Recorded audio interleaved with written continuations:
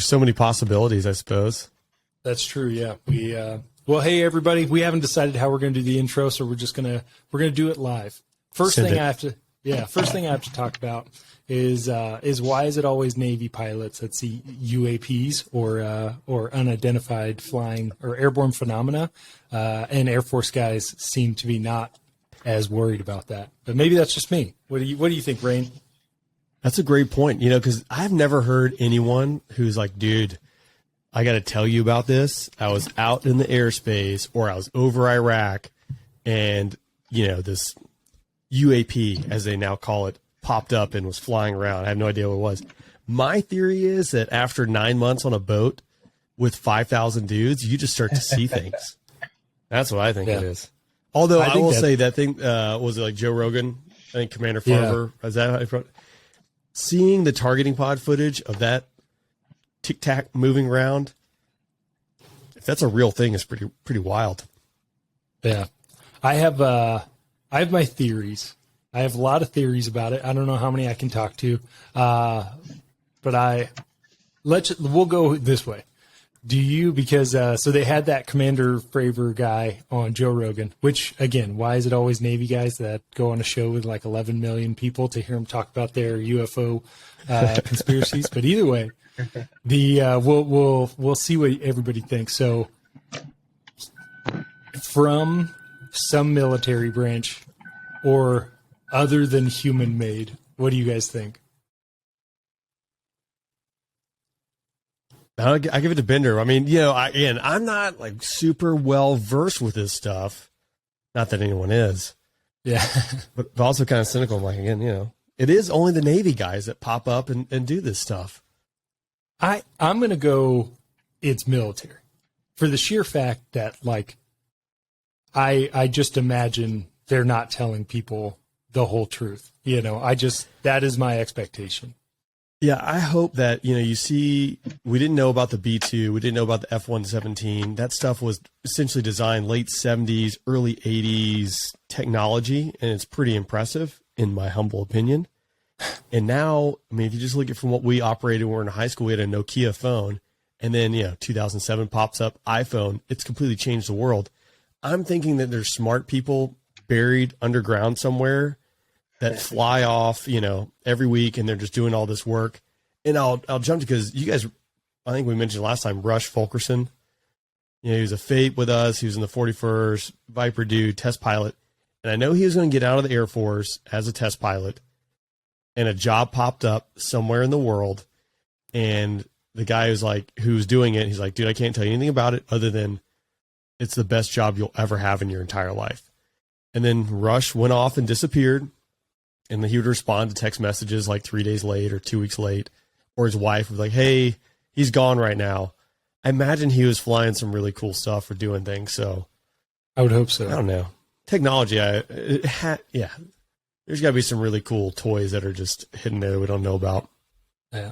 Well, everybody, because I did a terrible intro because we're just kind of getting into it. Obviously, it's Rain Waters from the Afterburn podcast. We've got Vader here from the Kodiak Shack podcast, and Bender as a regular staple in these bro chats. This is volume 3, if you were unaware. And we've got Bender, who's being oddly silent here. Yeah, well, I can't talk about that kind of stuff. I've seen the UFOs. There we go. Maybe have spent some time with them. Just kidding. I haven't. Yeah. Well, I think, maybe Bender joined the Navy. That's what we're experiencing here, because apparently it's only Navy guys doing this. I think it's a question of sensors. You guys wear Mexican radars. You don't get to see anything. That's true. We don't even see the adversaries who we're supposed to see in an APG-68. And anybody who's seen the F-22 Raptor demo, which Rain and I watched it at McIntyre when it was doing. Yeah. You watch that thing maneuver and you're like, that's a UFO. Humans cannot make a machine that maneuvers like that. So I have faith that they can build whatever there is out there. This does not make sense. Speaking of McIntyre, I was out there with those guys this past weekend. I heard that you interviewed some of them for the Guns Garen Memorial Foundation. I was out there doing a bunch of stuff with them. We hung out on drill weekend. We might or might not have had one of our camera guys get in a little bit of trouble. some of his videoing, but they fixed it. Life was good, but it spiced it up a little bit on Sunday. Well, I want to hear about that. Good. That sounds good. Yeah, you know how things security forces. Yeah, so someone said F in front of mom, but they might have just gotten one angle they weren't supposed to get, but the jet wasn't running. Like, life was going to be okay. But I'd slowly watched this thing evolve. So it was like during the launch out there, guys are stepping in the jets. They're getting a bunch of B-roll footage of these guys stepping in the jets. And then you can see the security forces truck roll around.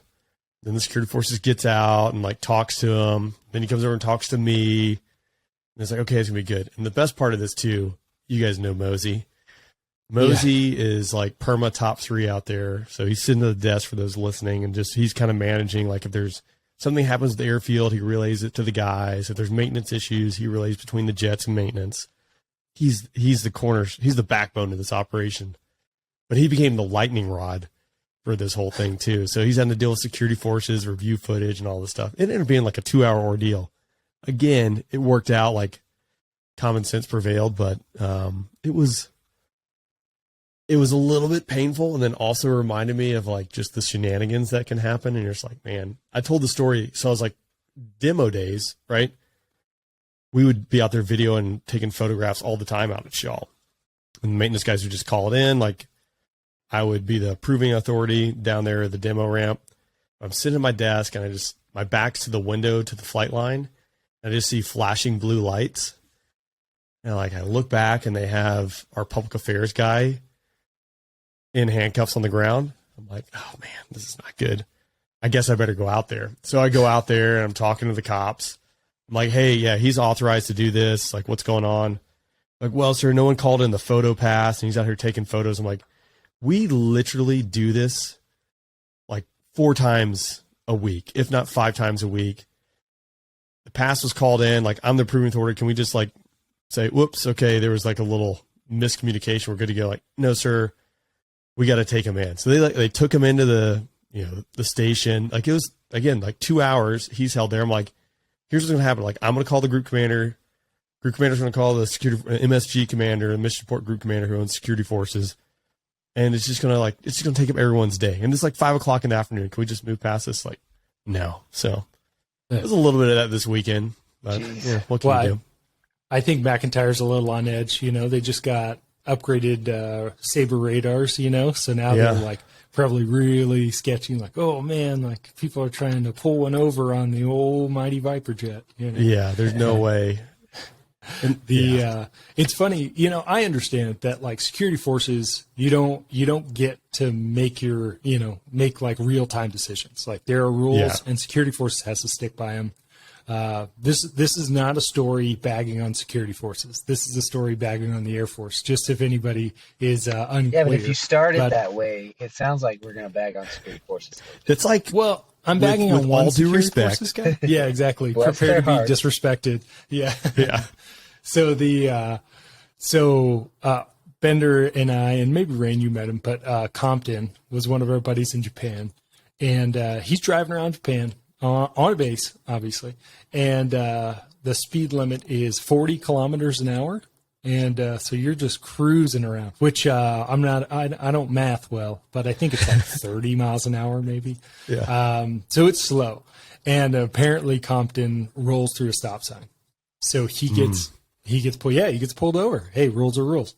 So the security forces gentleman is like, hey, you rolled through that stop sign. And Compton is like, what stop sign? And he's just like, I don't even know what you're talking about. And so they're like, hey, I got to give you a ticket. So they write Compton a ticket. And Compton is, we'll call him Kurt. So he's pretty direct. He's not the, the kid gloves guy. And he goes, so what am I supposed to do with this? Like, do I have to pay something? And he's like, oh, no, sir. You just have to tell your commander. And he goes, oh, so it's not a real ticket. Like, and when he says real ticket, he means like, I don't have to pay anything. Like, this is just like a point on my on-base driving record. So him saying that to the security forces gentleman, he gets upset because, now you're like disrespecting the ticket. So that goes from that security forces person all the way up to the group level, over to the ops group, and back down to the squadron. and Compton had to be, I think it was service dress, and effectively apologize for calling it not a real ticket. And I was they like, called in that. I get it. That security forces officer was like in the room, right? Like standing there waiting for an apology from Compton. Like what the? Yeah. And again, like I get it, but okay, a guy was a jerk, like just let it go. But I was shocked when I heard that as like a lieutenant, and I was like, what organization am I in? Like, this is weird. Like, I don't know. It's a Fortune 100 company. It's not a military branch, Right. I think, again, I'm very appreciative of what security forces, what they do. Like it's it's a thankless job, but it's very important and you absolutely need them. But there's hearing stories like that. And it's not just like security forces, right? Like if someone got offended, like at the finance office, and it's like, now it just goes up and over and you're like, just do your job. I'll do my job. And like everyone wins. I'm cynical about that. I feel like Bender might have a story or two, like that. I don't know. Maybe Bender, do you have anything like that? No, I'm pretty clean throughout my career, I think. Generally. I remember like no one has time for that. It's Bender, so annoying. Yeah. That's what Bender's like, to the point, and he calls people's BS. That's what I really appreciate about Bender. And I think you did that once or twice at Shaw. Yeah. Some people don't appreciate that though. We had pretty good commanders though. I didn't get in a whole lot of trouble as a general rule, but I wasn't also allowed to talk to some people directly as a general rule either. So well, yeah, because again, you like called them on their BS, and that's what I appreciated. I think it was like something at the gate. I remember didn't like Shaw, it like went to like single gate ops. Like it just became like ridiculous. And I think you just spoke facts, and then facts hurt someone's feelings. But yeah, they had like, I can't remember what it was exactly, but it was single. Oh yeah, they put up like 2 or 3 stop signs. You remember that? So you had to stop. Yeah, that's what it was. Like 100 yards from the gate, and then you stopped 50 yards from the gate, and then they stopped to check your ID. And so like the line was like 2 miles long, and they'd wait for the one car to come up, and then on the other side they had like Humvees set up with, no kidding, they're like 50 cals and a guy manning it for whatever reason, like on the other side of the gate. So for whatever reason, the threat con had reached some insane level. So it was like the first guy would go up, he'd get his ID checked, he'd go through, they'd wait for him to like make it past the 50 cals or whatever, like, okay, he's safe. And then they'd marshal the guy who's waiting at a stop sign 50 yards away up to the gate, wait till he was in place, and then the next guy would come up. I mean, it took hours to get through that line. It was ridiculous. That's what I remember. Yeah, because I remember you called it on it. And just going back, like, I'm not a tactician when it comes to force protection and gates, but I was like, this is the silliest thing in the world. One, we're stateside, so if you need to put barricades up to like impede traffic flow and slow down someone who might run the gate, like the resources exist. But putting a stop sign up, like, I don't know, if I'm going to run the gate, I'm not going to give heedance to your stop sign, like a concrete barrier wall. Like I have to physically go around. That was so dumb. Yeah, I forgot about that. Yeah, that was shenanigans. There's a lot of bad ideas out there. Just getting processes. We had one guy who he lost his ID. I might have already. I'm not sure if we're sharing the same stories we shared before, but he's a captain, Viper pilot. He loses his ID. He goes to the ID place. He's like, hey, I just need to get a new ID. I lost it. And they're like, well, have you spoken to your first sergeant about it? He's like, I don't have a first sergeant. I'm an ops group. We don't have a first sergeant. They're like, every group has a first sergeant. He's like, no, I'm pretty sure we don't have one. He's like, you do. Don't come back until you have a MFR signed by your first sergeant. So he like comes back to my office or whatever. He's like, I need some MFR signed that says like, I feel bad for losing my ID. I promise not to do it again or whatever, signed by my first sergeant. I was like, that is BS. Like, do you outrank a first sergeant?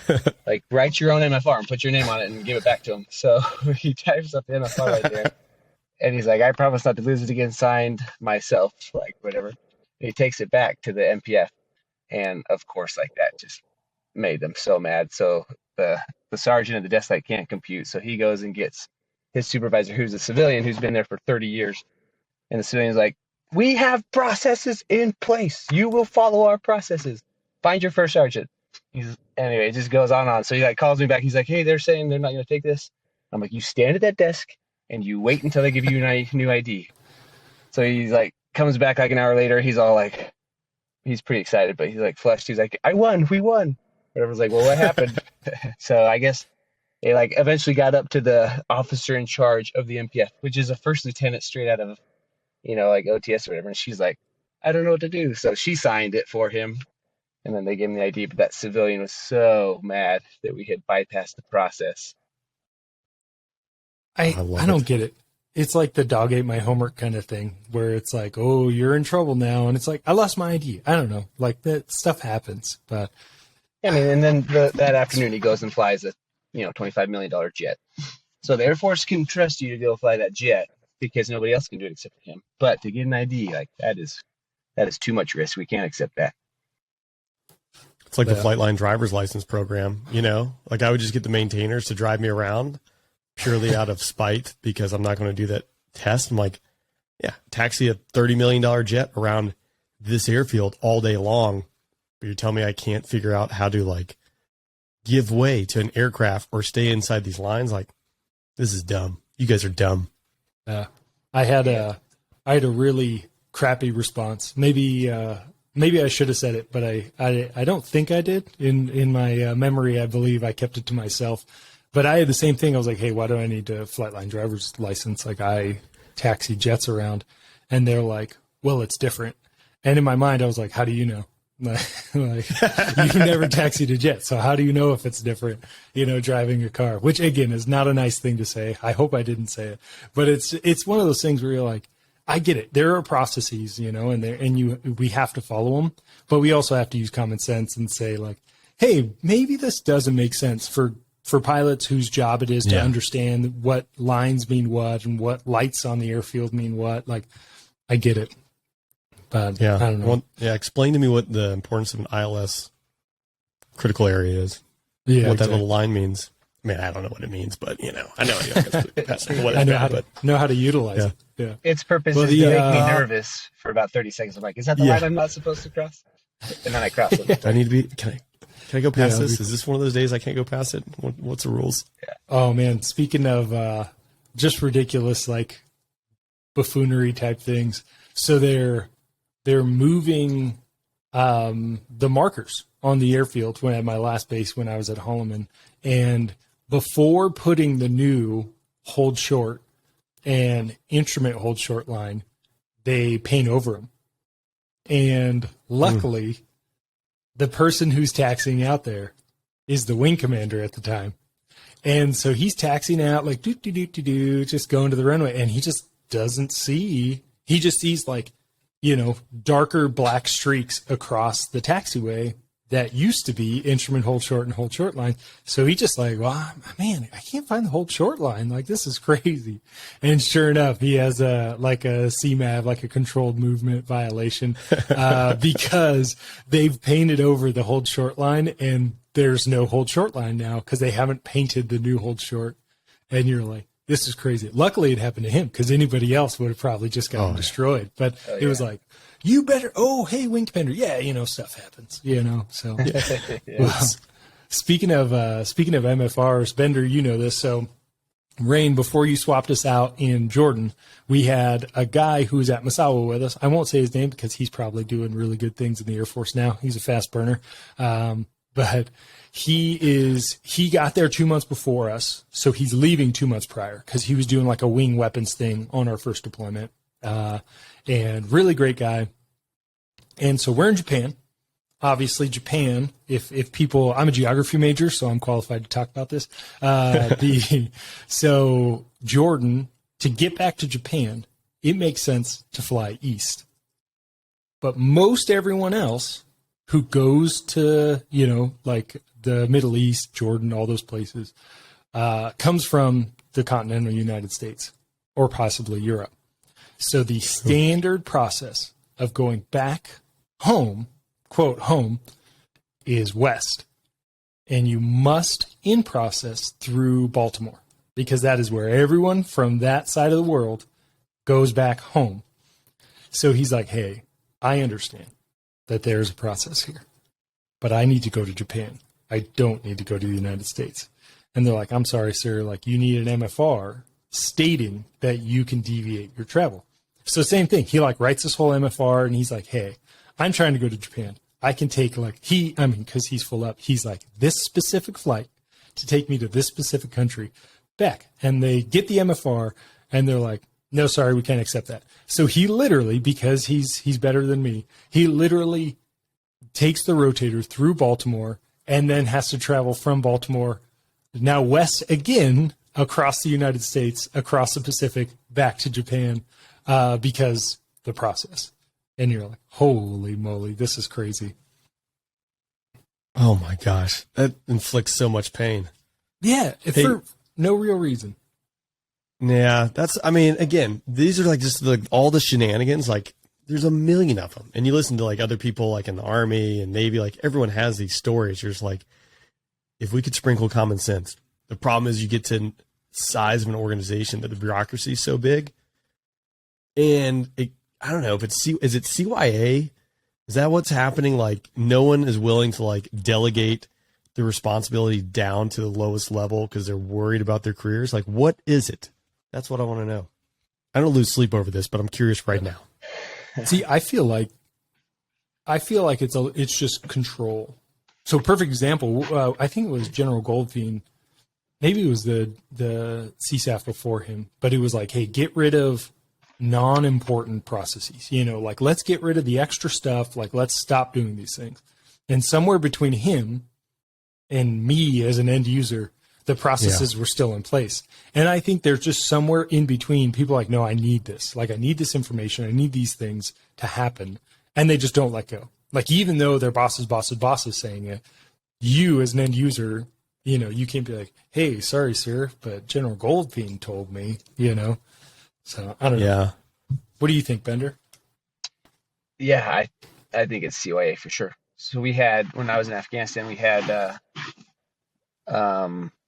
so we were obviously Vipers. So we carry some air-to-air missiles and some SDB or whatever other types of bombs. And then the Raptors were somewhere in, were they the deed? I don't even know where, but not the deed, I guess. Yeah. They were somewhere over there. But somewhere in the planning process, it was like, hey, Raptors haven't dropped any bombs recently. Like, we want to justify, why they're deployed and all that stuff. So they were like, Vipers, you're going to fight DCA in Afghanistan, which there's not a great air threat, out there in Afghanistan. But load up for DCA because we're going to have the Raptors fly in country to drop some SDB or whatever. We're like, wait, what? Like, no, yeah, you guys, we have there's potential threat coming from Tajikistan or whatever. I kid you not. So that could happen because the Raptors are coming. So like load up, you'll be an air-to-air loadout or whatever, and you'll be fine DCA. So we're like, oh, fine. Like, what are the spins? And like, well, we don't have spins for you. Just fly it. I'm like, well, like, what are we doing? And if something does happen, like, what's our authority to like, stop it or engage or whatever? Like, well, stand by, we'll get you that. So like the night of our first DCA vols or whatever, there's still no like spins or authority. They're just like, just use the spins we use wherever in another place. And we're like, what is going on? They're like, don't worry about that. Here, the one rule we do have for you comes from I can't remember I think it was the wing commander's like, the one rule we've put in place is that you won't do yo-yo ops or whatever. So I'm like, it just was so frustrating. Like no like command decision was made at all. Like nobody would take on the authority of like developing spins or defining what the threat was or anything like that.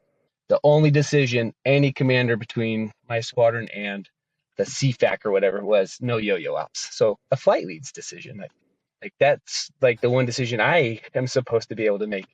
They're like, we don't trust ourselves to make any decision except for your, personal decision, whatever. And that's and now, yeah, it's across the Air Force like that. Like the only guidance we ever get is like guidance that at our level, like, we can make. It's the same thing like losing your ID. Like they'll make those decisions for us, but they don't trust us to make that decision. But all the huge, super important decisions, like they're not willing to make that, like or clarify that. No way. It's too dangerous. Yeah. Yeah. Let me take this off your shoulders and I'll handle this problem that should be done between a lieutenant and a major. Oh, well, hey, shift gears here a little bit. How much money would it take for you to sell your soul and train with a near peer threat and teach them Western tactics?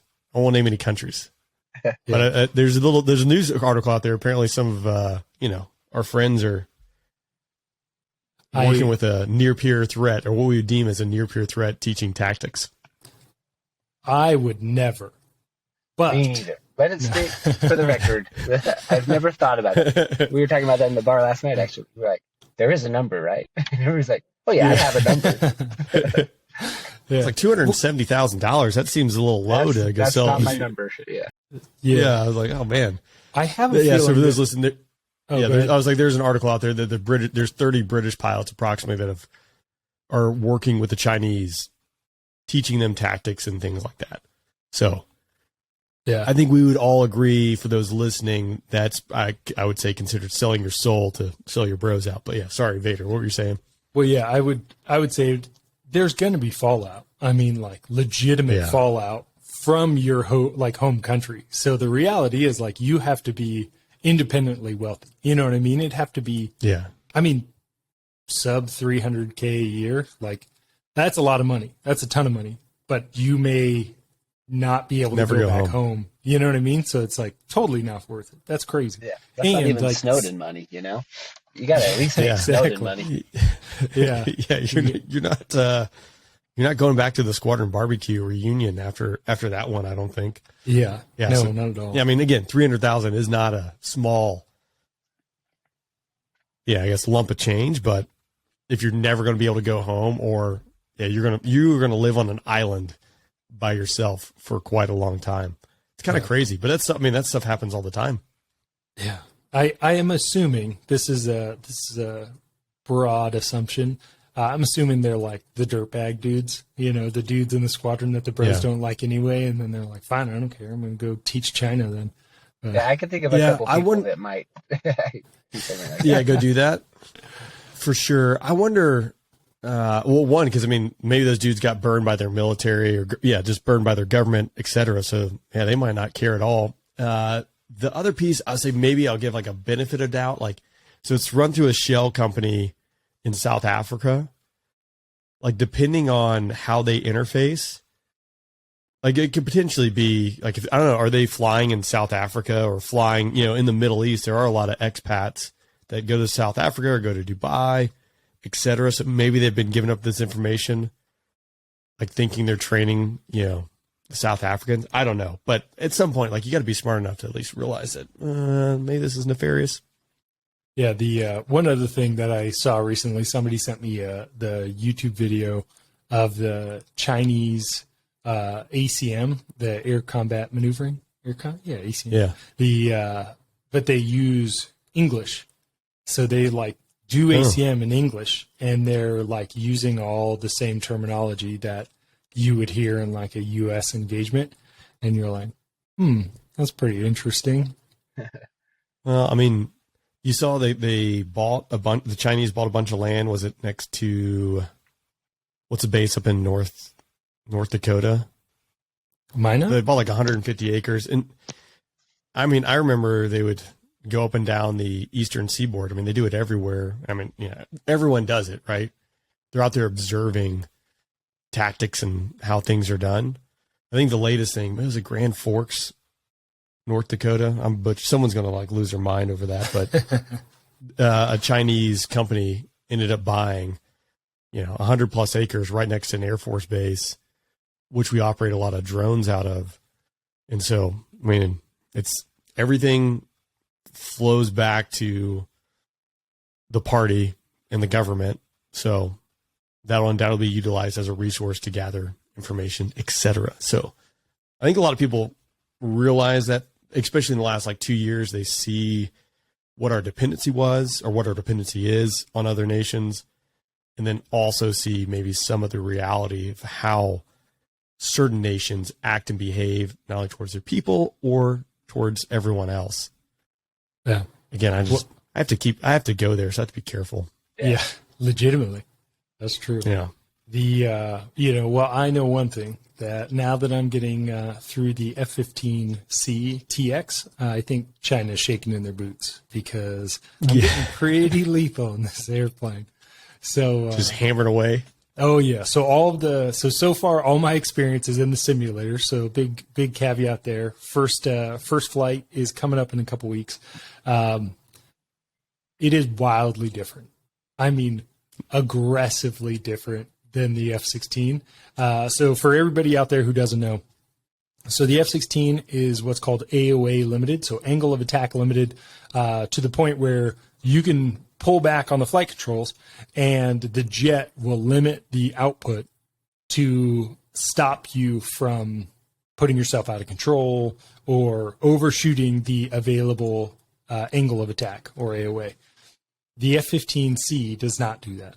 It has like hydraulics. I should probably know this, but it's like cables and hydraulics, I think. And but either way, it has like a small flight control computer doing like very minimal inputs. So you kind of have like, hey, your rudders will deflect 15 degrees without the flight control computer, and they'll deflect 30 degrees with it. So if your flight control computer kicks offline, you don't have as much maneuverability. So you want the flight control computer, especially if you're going to go like really fast, because pilot-induced oscillations can get bad. So that it helps with stuff like that. So Rain, I'll ask you, because Bender, he's a 35 guy now, so he's all about AOA and rudders and everything. So as an F-16 dude, when you think about flying like an AOA, like, oh, I can do AOA excursions and I can bleed energy. What do you expect when they say like, hey, yeah, step on the rudders and you'll do the thing? When you're in the jet, or you imagine being in a dogfight and you see an adversary like fly across your left side at like 2,000 feet, what are you going to do with those flight controls, or what are you attempting? Well, I'm going to try to get behind them and shoot them and kill them, get them in a wedge, right? Yeah. But not having, or being AOA limited, like I never thought about it in the Viper. I'm just like, I'm going to do this. Like you just pull as hard as you can to try and get there, and you don't have to think about it. I would imagine now you're thinking a lot. You have to be, I don't know, I'm not a very good pilot, but like you gotta be a champion not to like over G or not depart, like, put the jet out of control. Cause like fangs are through the floor as you hit the merge there and you just want to kill that person. I don't know. That'd be really challenging, I think. Well, I don't want to give Eagle guys too much credit, but they tell me to my face, and it doesn't even hurt my feelings. They're like, you actually have to like be a pilot and fly this plane, and I'm like, ugh, that's the worst. So I'm like fighting in the sim. I'm merging with an adversary, and we're slower speeds now, so it's like the second merge. So for anybody who doesn't know, a merge could be 180 degrees, kind of passing north-south on a highway. You could kind of be 90 degrees out. Merges are, they can be varied. But either way, I'm slow. So I'm like, oh, I'm slow. I can't over G. So less than like, call it 350-ish, a little higher than that. You can just like pull the control straight to the seat pan and you won't over G. And so I was like, this is sick. I'm just going to like stop the jet. And so seat pan, and I just like, and when I say stomp, I mean stomp on the left rudder pedal, because this jet is just going to like whip around and I'm going to be pointing at him and I'm just going to be ready to kill. So it's like a Raptor. That's right. And I go seat pan. That's what we call it. We guys. And seat pan. And then I stomp on the left rudder pedal and the jet rips off to the right. I mean, like total departure. And I'm like, oh my gosh, this is insane. So apparently in the C model, there's two things. There's out of control and a full departure. Out of control just means the jet's not doing what you want. So if I pull back and move, like put the left rudder and the nose doesn't go anywhere, I am just out of control. Just ease off the back stick and the jet will probably get back in control and fly. A departure is the jet starts doing stuff that you don't want it to do. So like right there, left rudder, I'm trying to go left, and the nose just like rips off to the right, and I get into this like excessive roll, and I was like, this is going to be a challenge. Like this is not like a one day I'll figure this out. So definitely negative transfer. So then did he roll in behind you? I can completely see that. Well, luckily it was like a simulator. Yeah. Luckily, it was like a simulator generated thing. So he's just like cruising along. So I'm able to turn back around and go kill him. But yeah, there's a lot. I heard one of our vice wing commander, he's in reservists. When you get up to, hopefully he doesn't listen to this, but you get pretty old in the reserves when you start to get to that level. So he's been around a while. Real young looking guy. He looks great. He's pretty good. Anyway, so he's been flying Viper since they were, the A model probably. But he was talking about he was a Homestead reservist. So they were there when the F-22 is getting its final, like, what do you call it? When they, whatever. Its final, IOC? like, what is it? IOC? Yeah, IOC. So the final, like, combat checkouts for the F-22, I guess they brought some it was at Nellis, and they had, like, Chief of Staff of the Air Force, I think it was Jumper at that time, like, the Secretary of Defense. They were all there for this, like, last vol of the F-22's, like, final combat checkout or whatever. So they had 8 aggressors and 8 of these Homestead jets, and he's one of the Homestead guys, and he said he was just like, it was like a 2 week straight of just like driving and dying and never seeing anybody. But on the last day, he was like up at 37,000 feet, just like cruising, and he sees above him this Raptor go, like point straight at him and goes through the cons. So he sees the flash and then he sees the cons, and so he's like, oh yeah, I finally see one. And so he's like 1.3 or something. So he's like, I got the energy for this. So he just like pulls straight up at the Raptor, like to get his nose on him or whatever. And then, of course, like commands this 2-bag Viper up at 40-something thousand feet. And so right as they merge, he goes out of control and the jet just starts like falling out of the sky. But it starts falling out of the sky. I want to use my hands, but since we're on a podcast, I can't. But basically, his nose starts to spin or whatever, and his nose just tracks this Raptor as it's trying to merge with him. So it looks like he's just like, I'm in a gun whiz, pretty much like right now, as he's like just falling out of the sky, not able to do anything. And eventually another Raptor kills him or whatever, and then he recovers like at 20-something thousand feet. And so he like lands and he's like, gosh, I hope, standard. He's like, I hope nobody noticed that happened, and I'm not going to say anything, obviously. But when they go to the debrief, everybody walks in, and then the like lead test guy is like, you follow me. And he's like, oh gosh, here we go. So he goes into this back room, and it's like a teleconference, and General Jumper is there, and the lead F-22 like engineers, all those guys are there, and they're like, what happened? And he's like, what do you mean? We just merged up at whatever, 40,000 feet. He's like, how did you gun a Raptor at 40,000 feet? Like, what were you doing? He was like, I was just like, we just merged. I just turned across his tail or whatever. Just, whatever, just doing my pilot stuff. And they're like, stop it. Like, tell us what happened. He's like, fine. I went out of control. And they're like, they try to like understand. They were just like sense. Terrified. All of a sudden, this Viper just creamed, this F-22 up at that altitude or whatever. So they're like, oh, no big deal. So Jumper like turns the VTC off. He's like, let's go. And they all like just leave him sitting there. He's like, okay, cool. I guess I'm off the hook. Yeah, just delay your caps, the critical action procedures for the recovery there. Get your gun shot. Yeah. And then you got plenty of altitude to recover. That's awesome. Yeah, it's pretty funny. Oh, that's great. I like how they didn't care at all that he was out of control and there was no knock it off or anything. It was like, oh, so you didn't accidentally kill a Raptor? Cool, you're good. Yeah, good to go. Nobody cares anymore. Oh, man. We did a combat hammer. This is like 2015. No, I'm sorry. Checkered flag. Where you go shoot missiles and then in the afternoon do that. Hammer's out at Hill. But I was thinking, so we did, like a week. It was awesome. Shoot missiles like in the morning and the afternoon, depended. But you do a huge large force exercise. The Raptors, 35 Eagles from Eglin, and we were over at Tyndall doing this at the time. But I remember we were just red air like multiple days in a row, and then finally it's like, hey, we need like a blue air look. And so naturally the Raptors were red air, and you're like, well, this is pointless. I think I went out with gigawatts as a mission check for me, and you're just like, I don't know, I'll get a valid shot when I do my fence-in check or something. Like this is like completely pointless. You can like run the timeline in your head. You're like, I'm probably getting shot in the face right now. Yep, I'm getting shot in the face. Cool, Hey, thanks. It's just crazy. But Bender, you guys, I mean, again, a 4th gen fighter, I mean, even 4th gen with like an electronically scanned array radar is going to be a little bit better, but I mean, it's not going to hang, you know, that's not our standard threat.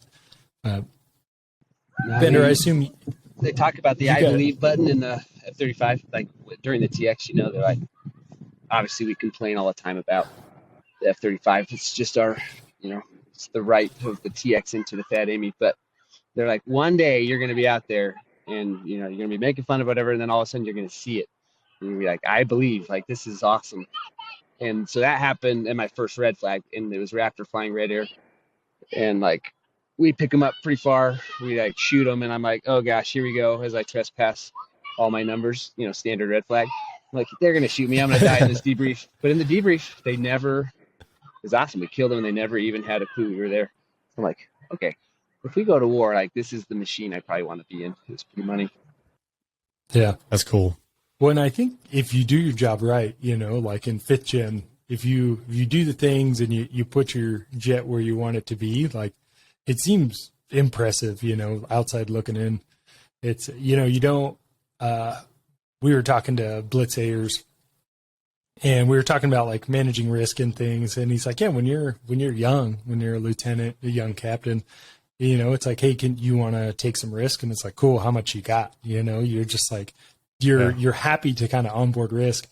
And then you go to red flags, and then you see just how many airplanes are flying around and how close everyone is. And you're like, this is mildly harrowing. Like, this is wild, especially in like a 4th gen fighter, or now where Link 16 is not on a lot of platforms. So now you're just like, you don't have any sort of Link 16 information of who's around you. And you're just like, think small for 90 minutes. Woof. Yeah, especially if you do one of those red flags, it's like a coalition one, and you have all these different nations playing around. You're like, you get these small altitude blocks, say small, you're like 2,000 feet, and you're used to having like 10,000 feet for your formation. You go out there nighttime, and they're not used to doing a whole lot of night, or even you, like, it's not a, like, think skinny. I'm just hoping someone's not screaming through my altitude block at 450 knots. And I do remember, like, one of ours, we had, he was the chief of OGV prior to Bender, very experienced dude, great dude. And he came back. He got spatial D'd in one of the vols, and he was like 12,000 feet out of his altitude block. He hit the PARS button, so the jet automatically recovered, which thank God that existed. But, you know, in the debrief, they're like, hey, you're out of your altitude block. What are you doing? And he's like, I was spatial D'd. And everyone's like, oh, like, you know, if it can happen to him, it can happen to anyone. But again, think skinny, because someone go blitzing through your altitude block. It's amazing. More crap doesn't happen. Yeah, and even well, as Block 50 guys, I mean, we have these seed caps that are, I mean, it's crazy. In F-35, we just don't fly that close together, which is kind of nice. But in the Block 50, I mean, you'd have that mini block, 2,000 feet for 4 of you, and you would have, you know, 2 elements on the opposite sides of these seed caps in the middle of the night. So the closest calls I ever had were, you know, like crossing paths with wingmen in your seed caps, you know. Ugh. We'd have like a 500-foot mini altitude like block between the 2 elements or whatever. And you're just like passing 500 feet away from another, like 500 feet.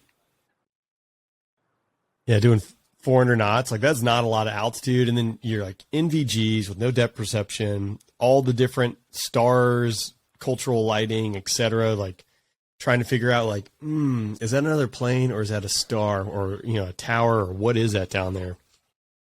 Not a good spot. Yeah, I'd say one of my least favorite red flag sorties, because Bender and I mean, we went to a few red flags when we were in Alaska, and they were awesome. I mean, just a rage fest. I think there's slightly less aircraft than like a Nellis flag, but it just seems like there's a lot more space. You can move around a little bit more. And then I went to like a Nellis red flag, and I was like, this is intense. And so it's an IMC vol, so instrument meteorological conditions. So we take off, 4 of us take off. And about the time we hit the holds, we go into the weather. And the assumption is like, we're going to be in the weather all day. So we split up. So there's two of us. I'm number 3. My number 4 is my DO at the time when I was at McIntyre. And we're in the weather, just fighting. And I'm like trying to do the job. There's surface threats that are radiating and shooting at you. So you're trying to defend, but stay relatively level. And then there's an aggressor that I see that I'm trying to figure out if he's alive, if he is a bad guy, if he is a good guy. And then I realize he is below halfway down the scope on a 20 scope. And I was like, oh, we are like merging. Like he's less than 10 miles away from me. So this is happening. And if for an F-16, they have 2 radios. So not a ton of radios when there's like 5 different frequencies you could be on. So most of the time, Block 50 F-16s are over probably the escort freak or the strike freak. And then their secondary radio is not to like talk to your flight. It's to talk to the seed roulette people because you kill the radio at red flag. So you have to tell the seed RTOs or range training officers what you're shooting at so they know what SAMs to kill or not kill. So you can't really talk just to your flight. So while we're doing this, my DO has a complete MMC failure, which is your mission computer. So effectively, it's like he has an operating motor, flight controls, and engine. He has no navigation. He has no screens. And so this happens. So literally I'm pointing towards the threats, and he is pointing back in trail of me. And he just goes on the RTO frequency. So the range training officer frequency. And he goes, I lost everything. I've got nothing. He's like, I'm going to say it. And he's a prior Navy dude, tons of experience. I mean, he flew the F-14, F-18, then the F-16, all of us are IPs. And he goes, I'm going to say it. I'm going to say it. I'm going to say it. And he goes on, this is all in the aux freak, the secondary freak. And he goes on the pri radio, which everyone is fighting on. We're on the escort freak this time. And so the words knock it off are like, should be sacred. And you say knock it off and the fight's over. And so he goes, knock it off, knock it off. Iron 4-4 is knocking it off. And that's like a direct quote. And like, if you could be unsure, if you hear like, knock it off, you're like, did somebody say something? I didn't hear, but it is like very clear. Like Iron 4-4 is knocking this fight off. And there's like this pregnant pause. And an RTO on the air-to-air side yells negative. And then everybody starts calling their missile shots and the fight just picks back up. So now IMC rules, you're supposed to do like, hey, so many degrees of bank, so many degrees of pitch, but he has no MFC. He has nothing. So I go max AB and I just like limiter pull around the corner to put him within my radar field of view before he falls off the link.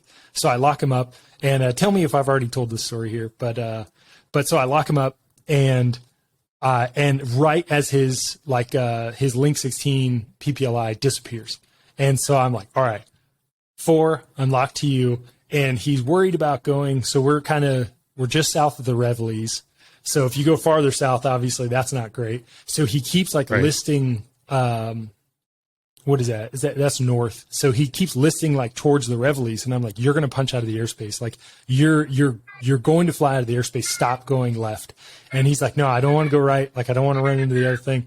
So I'm like max AB, just chasing him down through the airspace in the weather. And then I get to like a mile and trail and there's just a sucker hole in the clouds. And I'm like visual. And I like rejoin on him, like fly in there to close formation. And I'm like, all right, I'm on your right wing, like call visual. I'm like, all right, route. And as we start a right-hand turn where that little triangle cutout is for the tanker track, and that kind of northeast side of the airspace. So we're like edging, like I don't want to fly into the tanker track. And I roll out pointing roughly south. And I realize we are on the Marshall limit line for Vol 3. And I look at the clock and we are on push time. Like I literally watch the clock like roll to zeros for the new push time. And I just see this like sea of like Link 16 tracks start pushing across like towards us. And luckily, you guys know him, Flash McVeigh, is in one of the other F-16s. I think he was Nitro Flight. And in the weather, he's just like in place 90 right. Like he just like, nope, we're not pushing. We're done. So we're co-altitude because we're supposed to leave as he shows up. So we're all sharing the same piece of sky. And we fly perpendicular to the push at Nitro's altitude. And I literally see like sharks in the ocean, just strike eagles flying under us, just like little blips of them through the clouds. And we obviously make it back home. But I was furious. Like I could not be more mad at whoever it was that called that. And the debrief was pretty long that night, not surprisingly. But we made it back. Yeah. What did they say about the knock it off? Negative. Like you can't override that. It's again saying F in front of mom. You can't take it back. You can't triple stamp a double stamp. Yeah. So so this was the thing that really pissed people off. So we get back in, and like the standard thing is like you show up and first thing you do is talk about the admin. Like, hey, any questions from the brief? Like, hey, let's talk about getting there or coming back. And then they're like, obviously, we're going to talk about the thing. And they're like, yeah, we'll get to that in a little bit. Obviously, that's a big deal. So we don't want to not spend time on it. And then we get to the shop val, and it's like weird. So the shop validation is where you like everybody sits down and pairs all the missiles they took and sees what the truth data is. And then the shop validation's over, and then they go, all right, ready, you're cleared off. And one of the patches in the room, I don't know him really well. He's an awesome dude, but I won't use his name here. He stands up and he like points to literally every part of the like red air, and he goes, sit down. We're not done. And I was like, sick. And that's when we get into it. But they were literally going to let like all of red air and like half of the fight leave before talking about this negative. And then we get a little obfuscation, and we get a little like, well, people were unsure, blah, blah, blah. So we never actually find out who said it. But either way, it was suboptimal. And we get to the bottom of it, how you can't turn off and knock it off.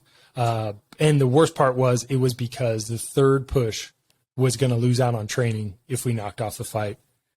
And I was like, I'm so furious because, if we run jets together, if a guy crashes, like, oh yeah, that's going to hold up, like people are going to be like, oh, you're right. I can't imagine why you would lose the third push's training. So just ridiculous. Yeah. That story spread pretty quickly. I think like that same night we were getting texts about it and stuff. And I think the Tigers were like, we're never going back to Red Flag until because the commander of Red Flag, I think, acted unprofessionally is my understanding. Or I guess I'll tell a story from what I heard from, but I get he would give out green chips for superior performer and red chips for the kind of the Linfax of the bull. And so my understanding is that he gave a green chip. I don't even know who he gave it to, probably C2 or somebody who was useless, but he wanted to make feel better about their lives. And then throws the red chip at, wasn't it your flight lead or something? Or maybe it was at the Tigers or somebody. And it's like, no. And you guys need to do better about like understanding when you should call knock it off or whatever. And the story is that he like throws his red chip at the guy, and the guy just stares at him and it just hits him in the chest and just lets it fall to the floor. It's just like, F you. Like, we're not coming back to Red Flag again until he's gone. Yeah, so it was almost exactly that. Yeah, so the number one, the flight lead, was the squadron commander. So number one was the squadron commander. Number 4 was the DO, who it happened to. And he's like, hey, number 1, he throws him like the bad chip, like you screwed up chip. And he's like, you got to control your flight, like that's on you. If someone knocks off your knock it off, you got to knock it back off again. And he throws a chip and he like holds up a binder. Because I was flabbergasted that he just overhand throws chips to the like last row. It's like a 40-yard throw to the back of the room. Yeah. And anybody who's held poker chips, you're like, that's dangerous. So he literally holds up like his like bob binder. He holds it up and it hits the binder and falls to the floor. And like somebody in the row in front of him like picks it up. He's like, here you go, sir. And he's like, don't give me that. And, like drop it on the ground. And McIntyre left. They were like, we're done here. And they just went home. They didn't. It was like a Wednesday or something. And they were like, Thursday, we're getting ready to go home and we're just leaving. Like they're not. So yeah, they were rightfully so furious. Wow. Was that Man, I'm trying to think. I did one. Did we do a red flag together when you were at McIntyre? Or it might have been. I did one with McIntyre. Yeah. I did like 2015 or 16. Okay. Yeah. I didn't get there yet. I wasn't out there until late 16. But yeah, that would have been before. But man, I was going to tell my story, red flag, my worst sortie, but it doesn't even compare. It's when I lost my lip light, and then we were like switched to runway 3 operations. Oh man, hey, which was a significant emotional event. I'm like, my lip light died on departure. I'm like, I might abort this sortie and head back, and then it switched to runway 3 recovery when it wasn't supposed to. Oh, this is terrible. Runway 3, I was like, please no. If it's runway 3, just let me land opposite direction. I personally accept a 20 knot tailwind for runway 2-1. Oh man. Red flag it's a great, just so much crap happens at red flag. It's awesome.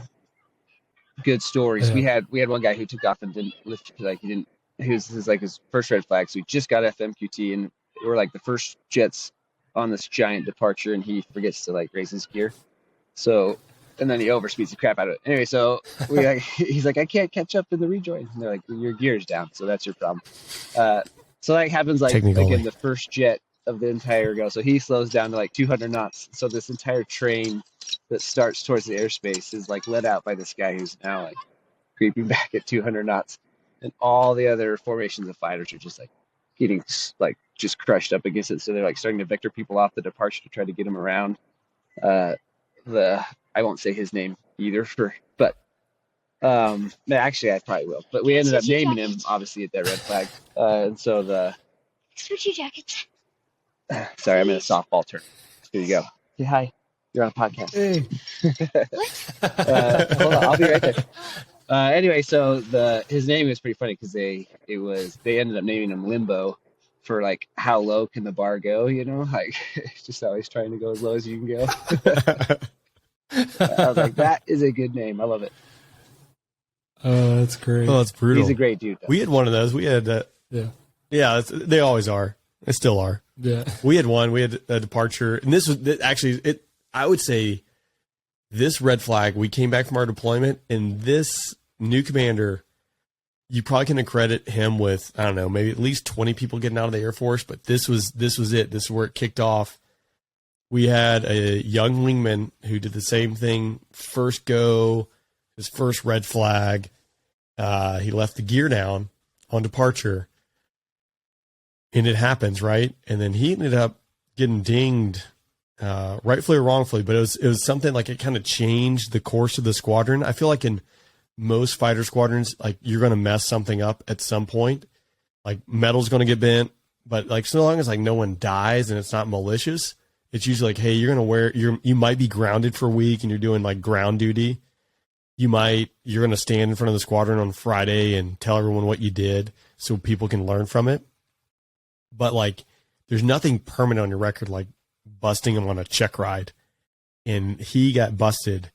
And that was kind of like the turning point. We're like, oh, I guess we see how it's going to be. Cause the heavy community, like they're pretty Q2 and Q3 happy.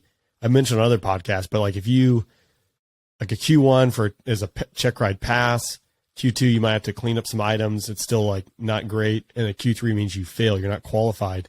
And commanders can hand those out at any point if they deem necessary. And that's what happened in the scenario. And for us, like, it was like, ooh, that's something new in the fighter world. You're like, so it only got worse from there. That's when I showed up at the squadron, when it had reached the worse from there. Yeah. Like, this is going to be awesome. I'm going to go be in range squadron. Like, it's totally awesome. The gamblers are great. I get in and it's like, what is wrong with this? Oh no! And like people like get done flying, they come out of debrief and they would just like freaking leave the building, like no talking, no fun. I'm like, what is? It's hard to like wreck a fighter squadron's morale, but that squadron had zero of it when I. Yeah, he wrecked it really quick because Vader, I mentioned, Blitz is going to be on the Kodiak Shack. I've had Blitz. Blitz was my boss when we were downrange and ripped you guys out. Blitz was awesome. And, we're downrange, like, oh, this guy's going to be great, because we're leading up to his change of command. And then talking to some of the other guys and, like, the Tigers or the shooters had flown with him when he was not a commander, like, oh, yeah, he's great. You guys, he's awesome. and he was anything but awesome. Which you're not always going to have like good bosses, you know, and you have to figure out what they need. But it goes back to like, in my opinion, he was purely CYA. He viewed being a squadron commander as only a hurdle to his upward mobility, because if anything bad happens in your squadron, as the squadron commander, whether it's your fault or not, like you get blamed, or it's going to impact your next assignment, your stratification, if you're going to go to school, yada, yada, yada. He knew that, and everything he did was based upon that, in my opinion. It's unfortunate. It's almost like some sick joke that it's like you almost never find two squadron commanders that are good in a row. It's something like touchdown of a squadron commander, and then it's like, it's almost like they know, hey, we got to put this guy somewhere, at least put him in a squadron that just had a good commander. And then, you know, hopefully after that, you get a good commander again, which it sounds like that did happen for the 77th after him, that it kind of rebounded with the next commander. But yeah, it's disheartening to see just how bad a bad commander can be for a squadron. Yeah, just one guy. I saw, so at that time, Hyper Anderley was the Tiger commander, which was kind of entertaining. But now I see, he's like the wing commander out there. I saw him in the news, Bender. Oh, yeah.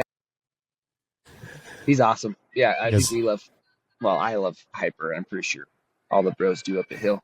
Yeah, he's a good dude. We just had a jet crash a couple days ago,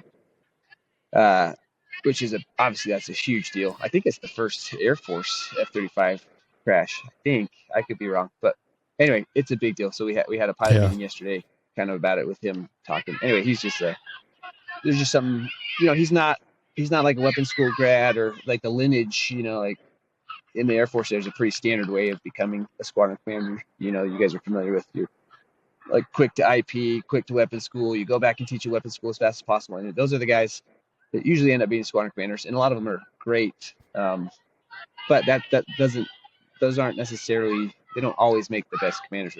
Anyways, Hyper is not one of those, right? I think it's a fate. And then just a really good dude. But he's just a great leader. And some of my favorite squadron commanders are, sorry, somebody got a hit. And this is for a softball, so they're going to scream for a while. Anyway, so, I mean. It's like my son's baseball game. Yeah. But like Fokker, Busing, I know we don't generally throw names out there, but Fokker Busing's awesome commander, doesn't have that kind of lineage, but it's just about like understanding.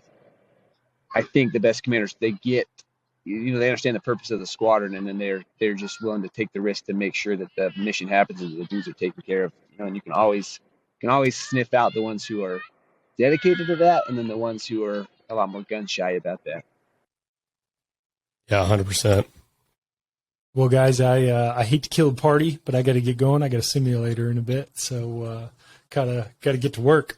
But hey, thanks for spending the time, guys. We appreciate. I always appreciate you guys hanging out and chatting. We're gonna have to do this again because once I hit the flight line, there's gonna be more buffoonery. So yeah, it's gonna be dedicated podcast to listen to what happened to Vader that week. Yeah. All right. Well, you guys have a good one. Have a good weekend, and I'll talk to you guys later. All right. See ya. Awesome. See you guys.